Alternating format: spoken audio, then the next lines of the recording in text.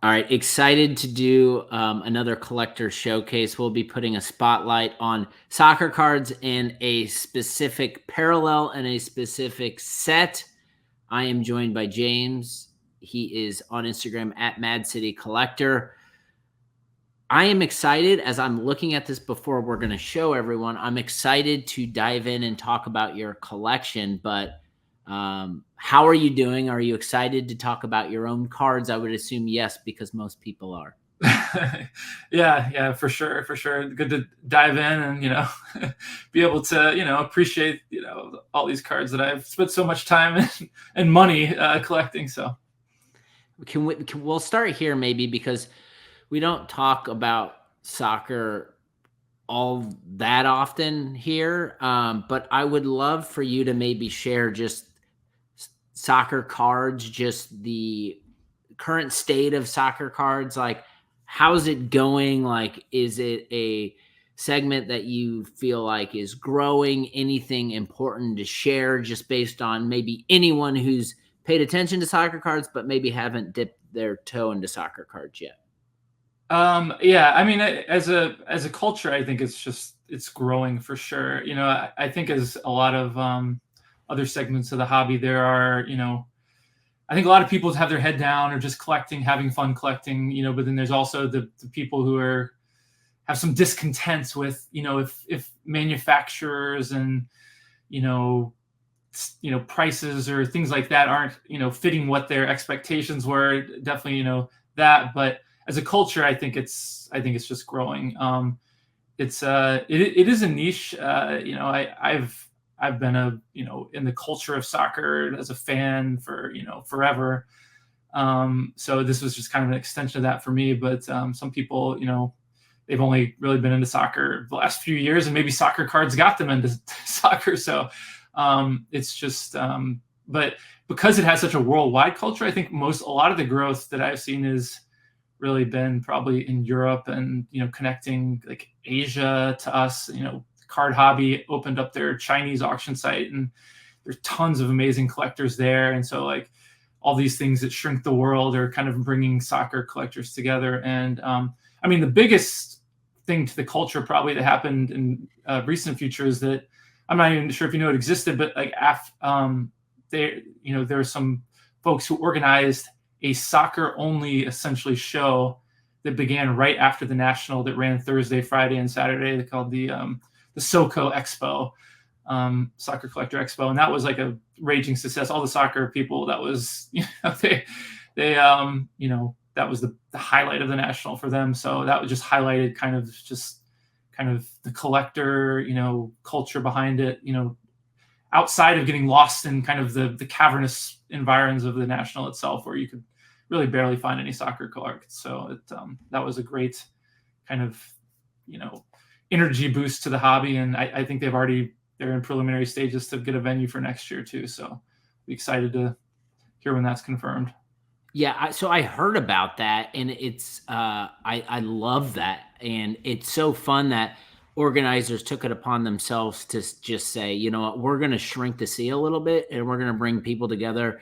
Yeah, we're all in the hobby, but we all are focused on different things. So I don't know, like I'm a big fan of that type of activity, and it's just like hearing you talk, saying like soccer is niche, but like soccer is like the biggest global sport. It's just like crazy to think about. Do you think that it just provides like endless opportunity for more collectors to come in, maybe more US based collectors to come into the soccer category based on just how big it is globally? Like, is how do you think about that? Yeah, I mean, the thing about it, I guess, as far as the modern cards that people enjoy collecting, I think I've talked about this before, I guess, but around 2014 is when really numbered like cards started to exist in kind of the modern sense with the World Cup set that year, Prism. But before then, I mean, soccer cards have been produced continuously since the late 19th century. Essentially, when cigarette cards were popular here for baseball, they were making cigarette cards for soccer then, and so I mean, there's you can, I mean, and there's all these vintage discords that are out there. And so you can go back if you know, if the modern shiny, hobby isn't your game. I mean, there's, you can go back and collect old Panini stickers. There's old rare sticker albums that, you've almost never even heard of, and they're one-offs. And so you can really find whatever you like in the space. If it's, and the thing is with those old stickers is those are meant to be, you peel off the back, or you take them and you glue them into an album. So a lot of them were essentially destroyed. So the rarity of finding ones that were not kind of, put into albums and damaged in that way is, if you look at the rarity of those compared to, old baseball and even old basketball, it's just wild. I mean, you get, you get Pele cards from the 60s that have like pop 10s or pop 5s, and, graded pop. And you're just like, you compare that to 60s baseball cards where the pops are in the, thousands and thousands. And so from a rarity standpoint, it's a really fun chase. And so, yeah, I think, you hear people who aren't like engulfed in the soccer culture, who don't appreciate kind of the sport, who aren't interested. They're not even really interested in learning the sport. They kind of, bag on soccer as being like, oh, it's been the next big thing for, 30 years or something. Well, I mean, it's been the biggest thing in the world for the last like 50 years. But, in America, I don't, as a product like the NFL, for instance, you cannot beat that as a television product. And it's going to be hard for soccer to ever eat into that, like at least in the near future and stuff like that. So, and we're still building, I guess, the culture of how to collect soccer too. So that's just going to be that's probably going to be a slow grind that collectors are just going to have to figure out. And I think sharing your collections, sharing your rationale about how you collect, showing people what's out there to collect is the best way to kind of get interest in collecting soccer, which I think within any space, that's really what grows it, is people wanting to collect it, not just, go for the lottery ticket of the Messi autos and the Holland autos and all that sort of stuff. So, well, I'm excited for you to share your collection. Maybe to set the stage, talk about what set we're going to be discussing, why it's important to you, and maybe the specific parallel to that we're going to look at. Yeah, so so kind of in the transition when the hobby was going, kind of prices were falling, it kind of opened up more collecting venues for me, and I was looking for something that would sustain me in the hobby into the future, not just for the next year, but I was hoping to find a project that would last, 5, even 10 years, if not for the rest of my collecting kind of life or whatever. And so, when I was like, so I wanted to collect something that I felt was important, that I, like I said, 5, 10 years from now, I would look at and be like, this is an important set for soccer. This is something that I'll look back on, this set, the players in the set. And so in soccer, like I mentioned, the kind of two of the, like the most, sets that had the biggest brand that were like first, the things that kind of really set these into motion were the 2014 Panini Prism World Cup. And then the first Chrome Shiny Champions League set was the 2017-18 Topps Chrome UEFA Champions League set. And those are two I looked at. I was like, and I was just like, how can I collect these? Like, what would be a fun way to collect these? I think what else, one of the reasons that the Panini set is, I think it's around 250 card base set. And, the parallels for that, it was still in the age where, there weren't that many parallels. There was, I think, the black 1/1, the gold power. It's like, it looks like a gold vinyl, but they called it gold power for whatever reason.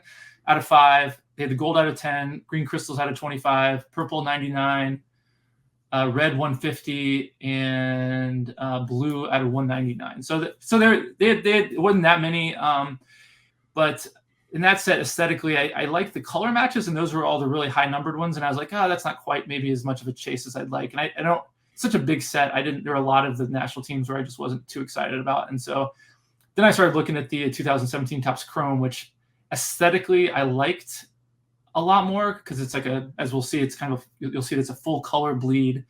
It's a 99 card base set, and then there were just so many of the players in the set were, were just memorable, collectible. So it was just like a really loaded checklist, even though they weren't, rookie cards. And I think the original interest in the set for that set was what a lot of people consider Kylian Mbappe's rookie kind of set. And so I think a lot of people, even around that time, did chase his rookie cards, even before they were astronomically, increased in price. But and so I settled on that, and I'm in a lot of ways I'm more of a fan of European club football, soccer, relative to the national teams. I mean, the World Cups, the national teams really come in the spotlight every 4 years for the World Cup, and if you're you're kind of a soccer degenerate like me, you love the Europe, like the Euros, the European Championship that happened this past summer. But other than that, it's like these players are very transiently on their national teams and things like that. So I really identify with the clubs, as, more so probably even than the national team. So that was like a perfect set for me to dive into. It was, a relatively manageable, base set. But then I guess my next decision was, I don't want to just collect the base set. I want to make it an extra challenge. I want to do one of the parallels. And so I just looking through Card Ladder, I was like, which of these sets, is like doable, but maybe doesn't sell that often. And, I originally chose the gold parallel set. But probably in a little over a year, I got 98 and 99 of those. So it happened a little bit faster. And I think a lot of them, more of them came to market, and I'm not entirely sure all of a sudden, 5 years after the set was released, why a whole bunch more started showing up. In some ways, I appeared on a couple podcasts at the time of people who are, people following the space. And I wonder if just kind of our discussions and this influencers talk just was like, oh, we need to go looking for these cards because people are looking for these cards, whether that had something to do with, so that, and I love the golds. The golds are amazing. They're they're as good as gold gets in my opinion, because they're like the full color bleed and all that. And so I love collecting that. And then I was, after that was kind of winding down, I was like, I think you've alluded to this on your past episodes. Like when you start going back, when you look for rarity and challenges, like once you get to the parallels that are 10 or below, that's when you kind of level up in terms of collectability and just like challenge of finding. And so the red refractors in the set are the out of 10.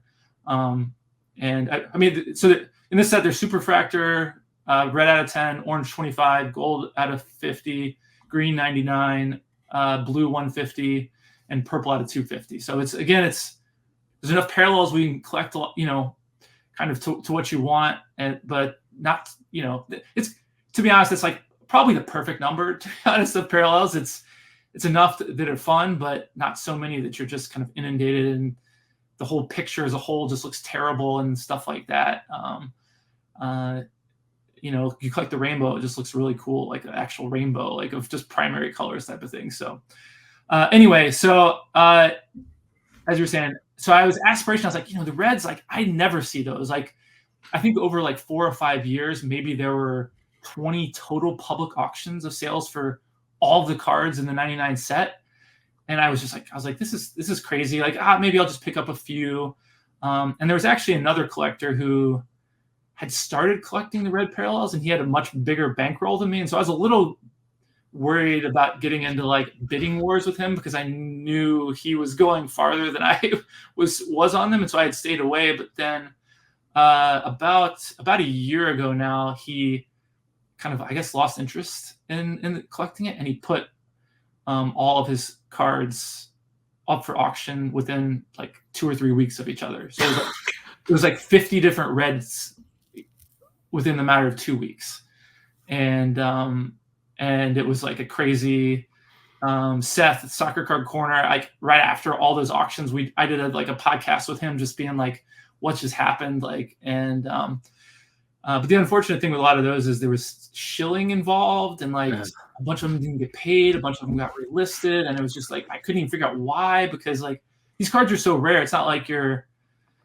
these other people even had other copies of them, and so it's just like a weird. I think you've talked about dealing with it in wrestling and stuff like that. But anyway, I bought probably like half a dozen before those auctions, and then after that auction, I was just like, I'm going all in. I want to collect the reds, and I probably bought like can't remember how many I ended up buying, like 35 of them or something of the 50. And, I had to be a little selective, and I got outbid on some that ended up getting relisted. And but anyway, it was kind of a wild experience. But anyway, that's once I got to that point, I just was like all in. And I've just been kind of picking them up when they show up since then. So That's amazing. We're gonna start talking and sharing cards, but just curious, because just to connect dots, did you take your golds to Judgment Day to fund your reds, or do you still have the golds? I have all the golds now. No, I all these. Yeah, I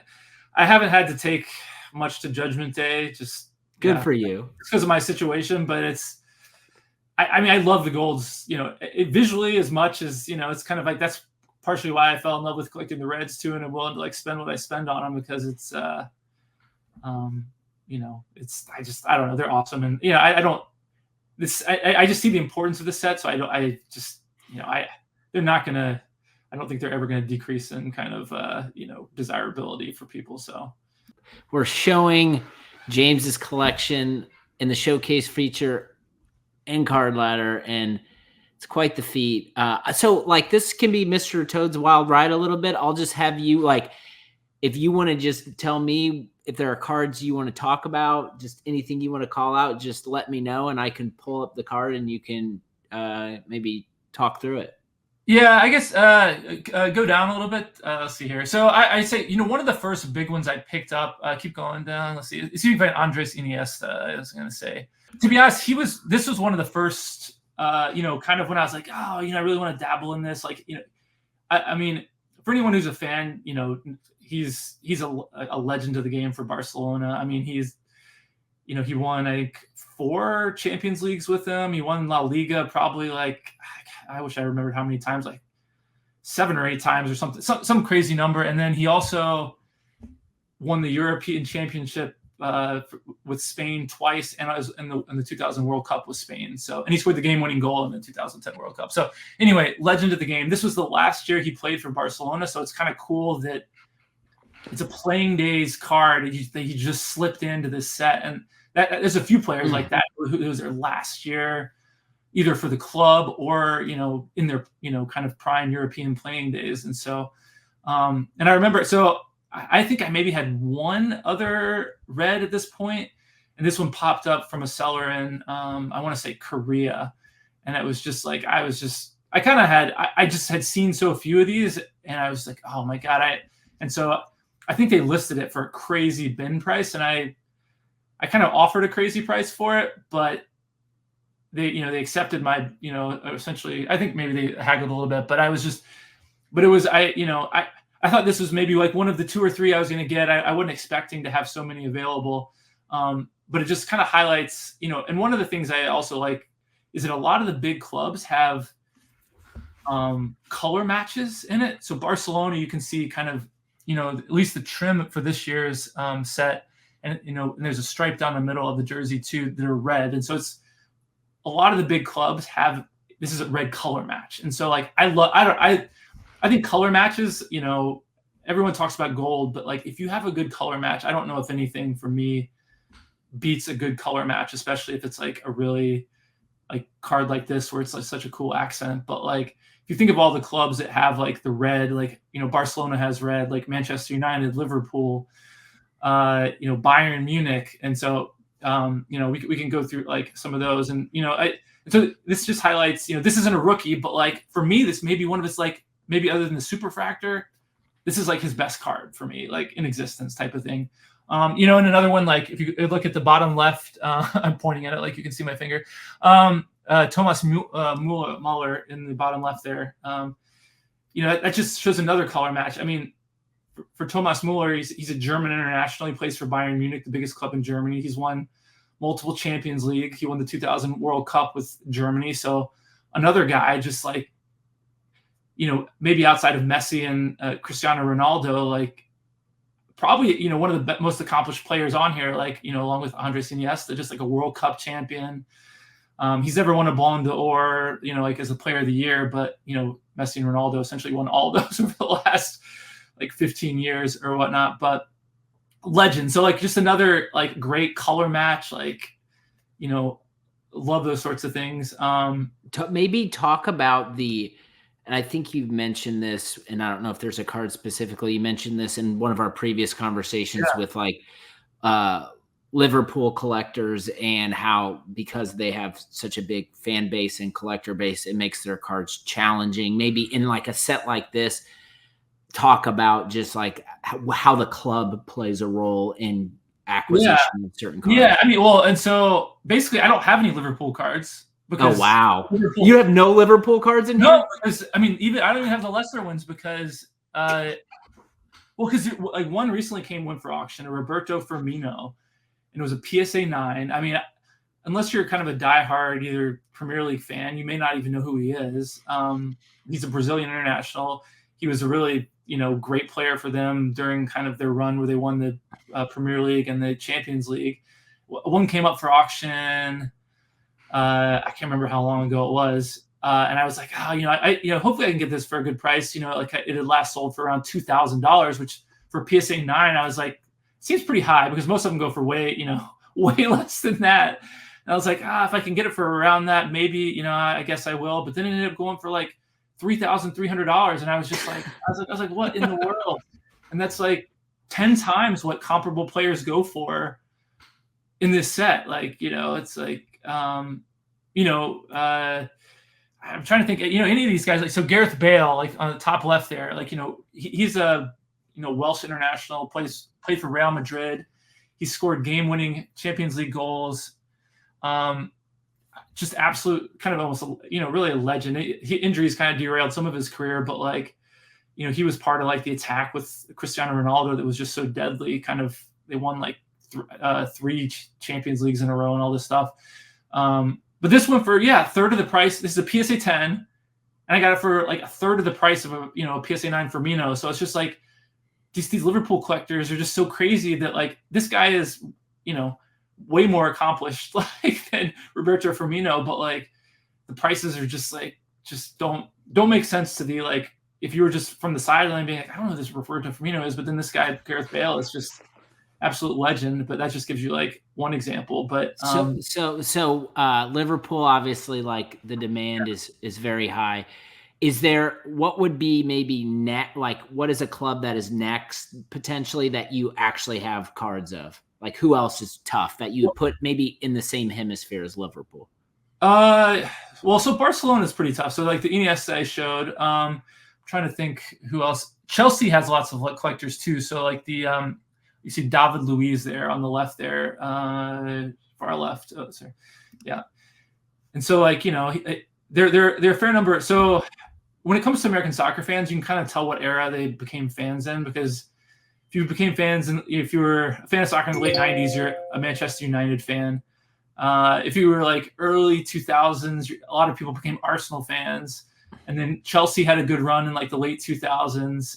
And so there's a lot of Chelsea fans from there. So, you know, kind of the people, you know, our age who have disposable income, a fair number of them like became Chelsea fans. And so, you know, not nearly to the level of Liverpool, to be honest, in terms of how much they're spending on these, but like this, you know, like this went for like more than, you know, a lot of, you know, he was a good player, you know, kind of iconic because he's got this ridiculous hair, but that's kind of how it goes, like in terms of fans.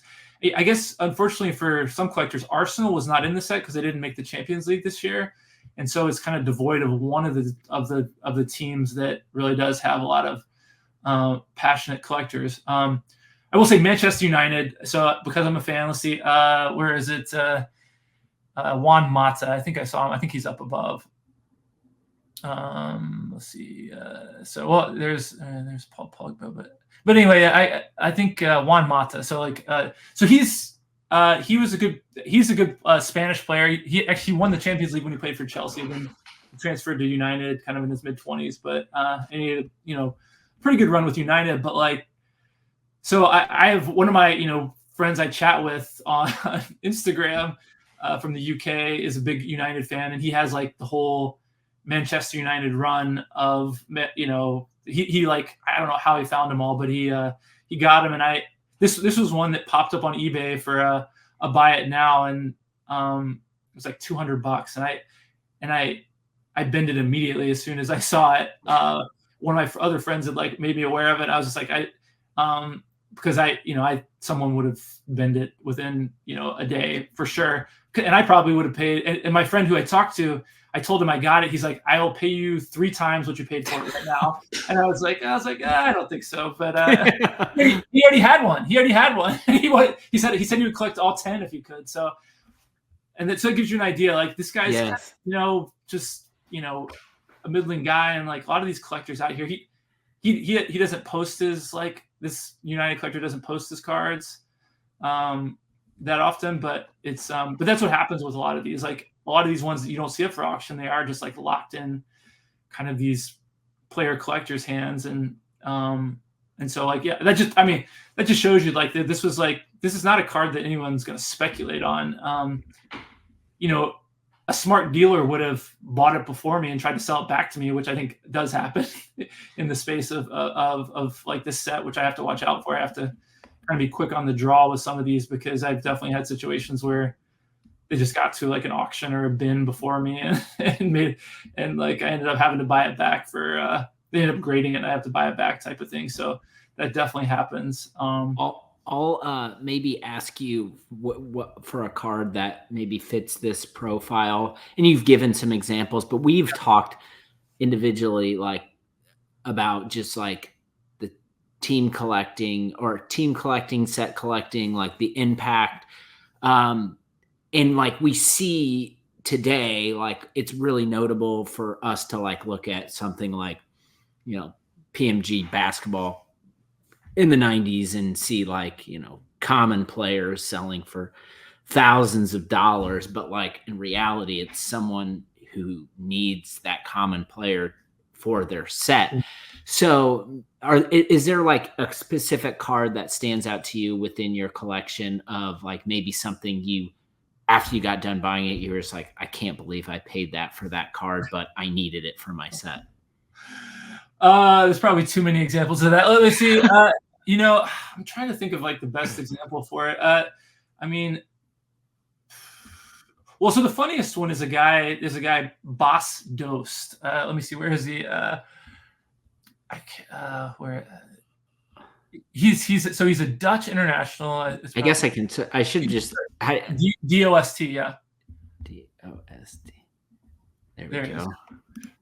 Yeah, so this was funny because like Seth and I, who like converse over this set a lot, one of these cards came up for auction on as part of that 50 card lot, and I was like bidding on it. I was like, oh, it'll probably go for like maybe $100, like and then all of a sudden, like I put in my bid. I thought I mega bidded. I put in like a $200 bid, and I ended up like losing it for like. I can't remember. I think maybe I even did a $300 mega bid, and I was thinking it was going to go for $100. I was like, I don't want to, risk missing it. And someone outbid me for it. I was like, what degenerate bidding like $300 for Boss Dost, a Dutch player who plays in the Portuguese league, who had 2 or 3 really good seasons, but like. To be honest, before I collected the set, I had no idea who he was. I literally had no idea. And so I was just like, what in the world is this? And then I think I ended up getting this on Card Hobby from China, and it went up for auction. And I still think I had to pay like $200 for it or something, which was just like so crazy to me. I'm like, who are these people? Like, I don't know if they're collecting the set or what the deal is, but it's not quite like PMG green level stuff, but like, it's still just like, it's just crazy.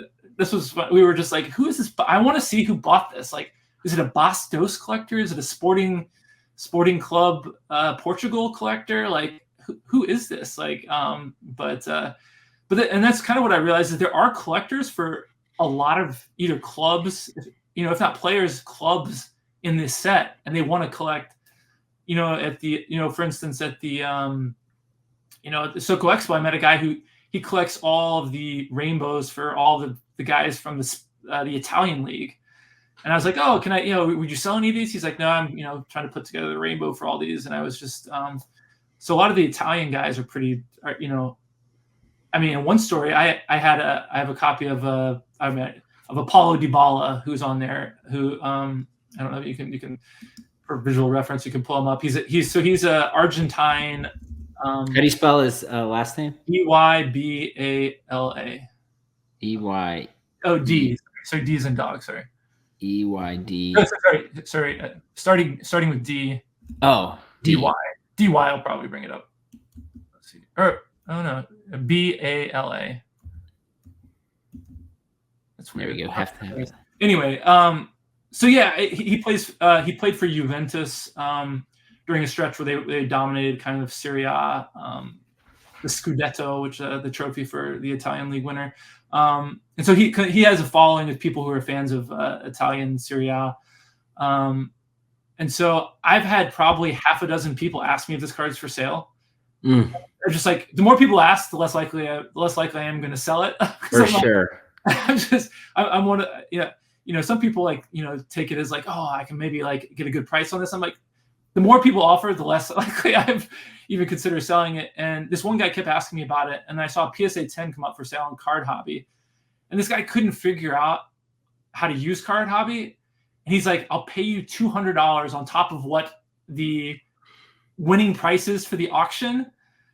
And so I won the auction for him, had it shipped to me, and like he paid me $200 just to like be the middleman. And I was like, I was like,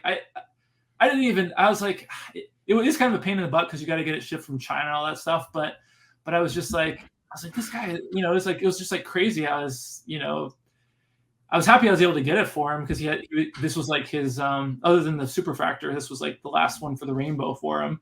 But it's just like an example of kind of people are doing the rainbows for just players like this who they're great. He's a great player. He won, you know, player of the year in Serie A 1 year and stuff like that.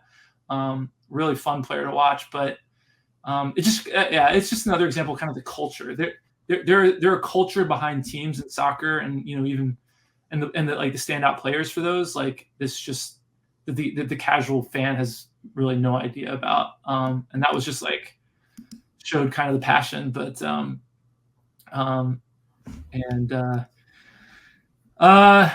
then another club that's just popular, you know, just in general, I guess I could talk. Well, okay, this is a good one. So Kristen Pulisic, kind of bottom left there.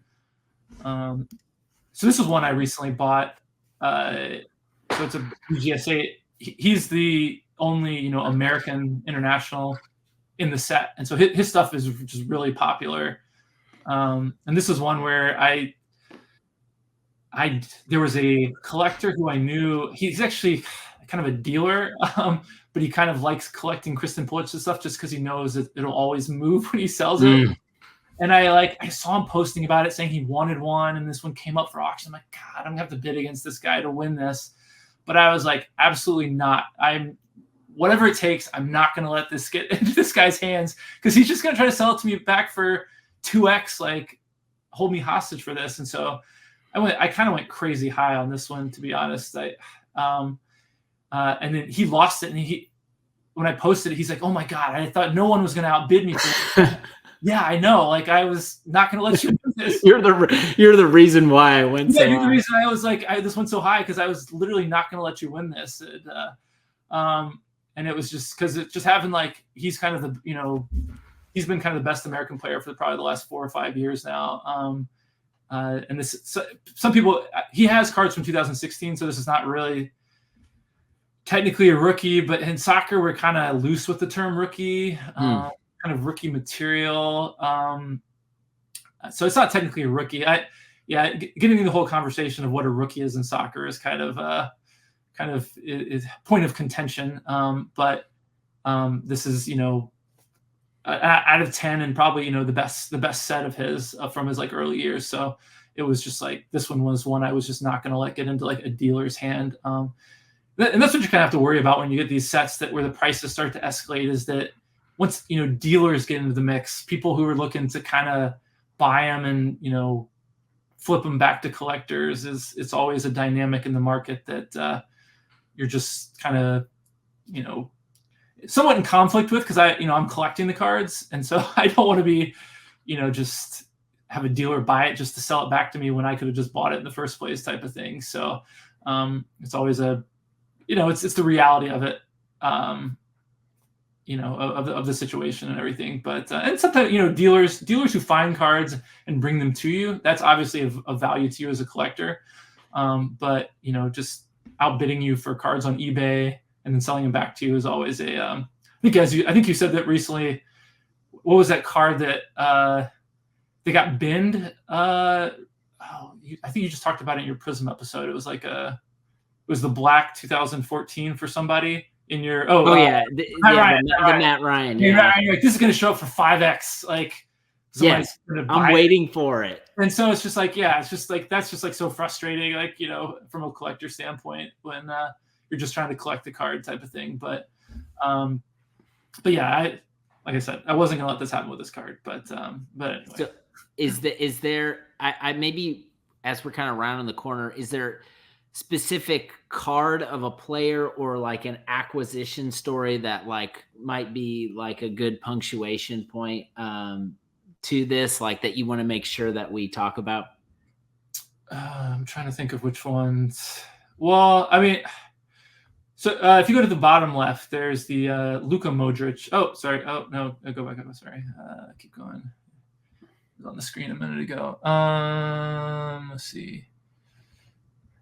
Okay, yeah, so there it is right there. Yeah, so I mean, this one kind of stands out to me because this was one of the first ones I popped up on, but it's just it kind of shows you kind of the worldwide nature of these things. It's like, so this one showed up with a 0 feedback seller on eBay, for a big bin price, but it was when I looked at prior sales of Reds, I was like, it's not too crazy, but it was like 0 feedback bidder, and I was like, oh god, I was like what, you see that, you're like, you don't know what to expect. And so eventually, I don't know how I put the dots together, but I figured out who he was on Instagram. And he was like a guy who lived in China, I think Shanghai.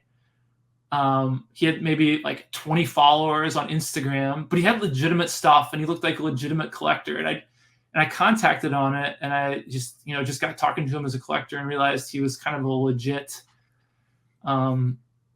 just guy who just was starting to move a few things. And he had one of the golds that I needed from Kevin De Bruyne.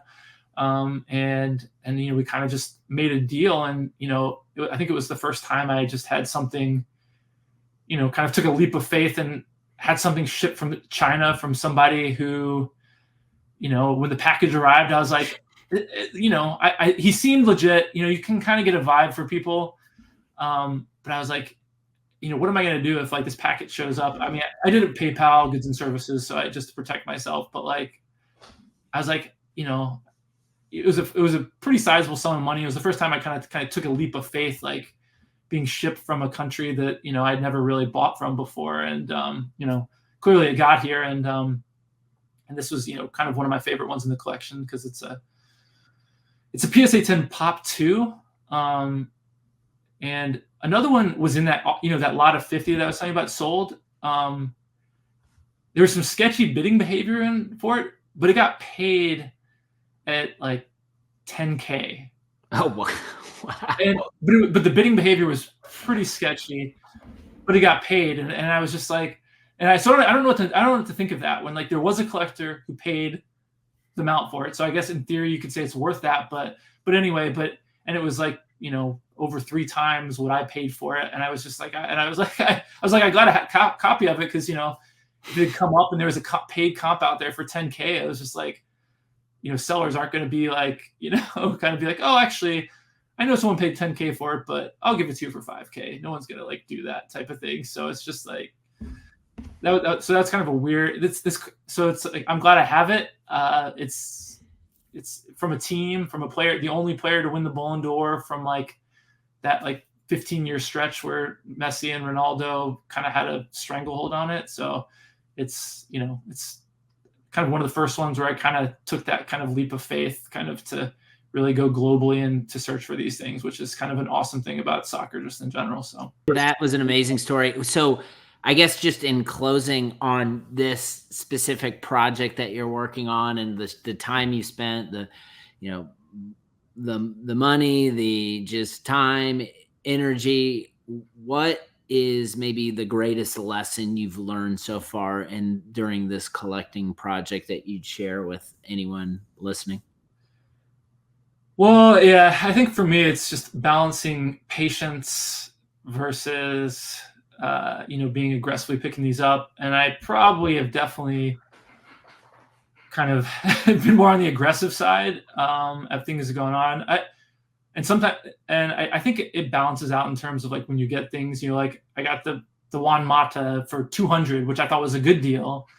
And there's other ones where, I buy it and then like 2 weeks later, another copy comes up and I could have gotten it for less. And so I think there's been a balance of when you're doing it long term, you're just doing it steadily. I think a lot of those things balance out, but really being immersed in it, what these cards are kind of would go for on open auction. And so when things come up and they're buy it now or offers, you kind of know what, around what they're going to go for, around what another collector is going to pay for. One of the cards I didn't talk about, Harry Kane, who was on there. There's a collector of Harry Kane. He's got the only other two graded PSA copies, which are PSA 9s. This PSA 10 came up for auction during the National. I kind of knew what he would pay for it, and so that kind of really informed me what I was willing to go as far as a max for that. And as soon as he has all three copies of the graded copies, he kind of has a stranglehold on kind of what he could ask for him, and so that like made me be more aggressive. And so just kind of that controlled aggression, I guess, is knowing what your means are and things like that. That's kind of a reality of all this, like whether you're in the situation where you take things to judgment, or your wife looks at the banking statement and is like, what in the world were you doing? Type of thing. Whatever. After all those reds were up for auction. Yeah, whatever keeps you in check. Like, there's something that always keeps us in check. And so like, whatever that is, you kind of have to reckon with that. And so that's the biggest thing. And the other thing in terms of the joy behind this, like for me, it's like sustaining me as a collector long term is like what this has really made me realize. And I've mentioned this in the past. I think maybe even in our last conversation, like with like Nat Turner, Spinatron, all those folks who've been doing this for a long time, having these chases is really what kind of sustains long-term collecting. And they're championing those sets. The fact they collect them is like almost what creates them in esteem in other collectors and things like that. And so just, I don't know, being passionate about a set, just it brings an excitement to it. If other people are excited about it, it makes you more excited about it. It's that communal experience of being excited about something makes it kind of more exciting to chase it. And the number of messages saying like, oh, this is awesome. Like I posted like a reel of all the cards like a few days ago, and just like the energy just kind of sustains you and be like, yes, this is like, even though like the sacrifices to like buy these cards, just like, it's kind of like, that kind of sustains you and remove some of the doubt you have when you're kind of paying, maybe premiums for some of these things. So and I think if you said in the past, like, yes, it kind of is, to dealers, this is like, kind of shines a light on this, that they now look for these cards. But at the same time, I had maybe 3 or 4 people being like, I'm going to keep an eye out for these. And if I see any of these, I'll let you know. And like, that helps when you get down to the end of these like collections, it for sure helps you finish it. So, and I think it's valuable to do that. And, people who are really interested in your collection, they're less likely to gouge you on the price too, because they're like, they know it's not going to someone who's going to make money off their backs because they sold it to you for a good deal type of thing. So amazing. Just great conversation, incredible collection. So much fun to see all of those cards together. James, always fun talking cards. Follow him at Mad City Collector. Looking forward to figuring out. I know you've got other sets you're pursuing. Maybe we'll do a round 2 here and talk about some more soccer cards. Perfect. Sounds great. Thanks for the conversation.